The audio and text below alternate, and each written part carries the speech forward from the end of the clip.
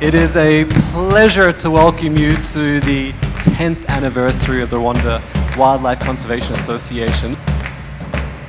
When we see this level of passion and interest in conservation, it also pushes us to go beyond what we thought we could do. Because at the end of the day, government is made of people. The work that Rwca has done and the work that everyone here continues to do in conservation will not go unanswered from the part of the government.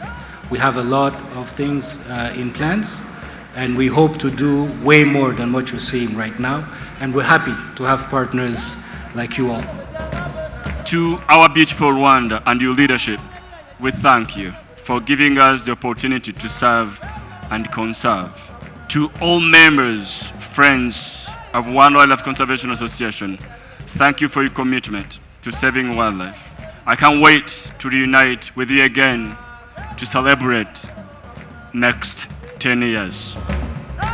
Thank you for trusting us to carry your stories across the oceans and bring new friends back to walk beside you.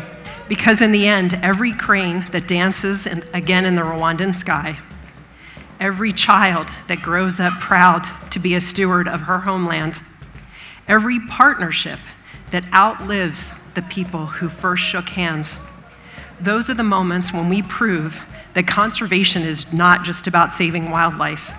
It is about empowering people to write a future that's worth dancing for. Tonight, I would like to say it's not the night for Rwca, it's a night for all of us. You are all the shareholder. We've done this together, and I mean it. Everything we say, every single achievement you hear, you are part of it, and it's just the beginning.